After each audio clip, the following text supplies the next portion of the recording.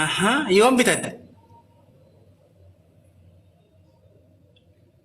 obboleettii xiyyannaa bite. Daf. Si jaallatti bara obboleettii teetu. Wallahi obboleettiin xiyyanna jaalatti. Eeshi siif eegalaa taakka lama sadii. Habibtii. Ashittii xiyya. Dhiifama guddaa si gaafadha. Habiibtiin sammakiin kaasee as biratti habiibtiin makiin dhiifama sagantaa. Ni naqaati calji ati akka fedhe jee dhiifama si gaafadha. Feetu qeebaltee feetu dhiiftee akara dubbadhu. Hawaasa waan harkaa walitti lallaaqidha. Yookaan dhiisee karaa adabbii biraa yaadamu.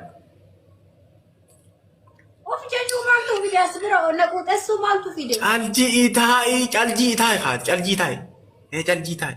Yaa. Naata guddinaa Mana qaramini caljii taa'e bakka. Shaata.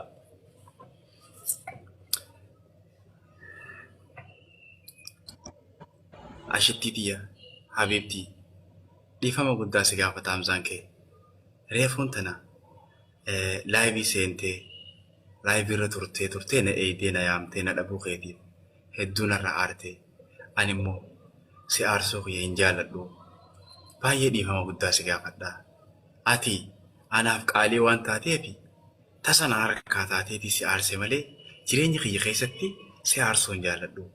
Ashittii jechuun ijaa, ashittii jechuun jiruu tiyyaa. Jiruu tiyya jala aarsuun anaa fi dogongoraa. Ani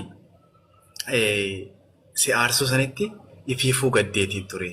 Osoon bira jiraadhee saa isii liibii seentee namni dilii akkasitti taa'ee daawwatu sani osoon bira jiraadhee hamilee isii eegee waan jedhamu na dhagaamee ture. Ashittii tiyya bareedduu tiyya baay'ee si jaalladhaa. Bakka guddaa si qabaa. Dhiifama guddaa si gaafadhaa.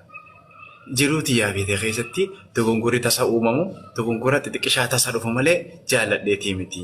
Ani baay'ee si jaalladhaa. Ati anaa fi hayaata jiruu tiyyaati. Urjii rabbii lafa tanatti anaan badhaase. Urjii rabbii ana bira kutee hawaasa Oromoo badhaase. Ati kabajamtuudha. Nama kabajamaa fi jaallatamaa kana if jala aarsuu fayyatti dhiifama guddaa si gaafadhaa. Yaa warqii, yaa daa'imandii, yaa ija tiyya, yaa bisii bisilee.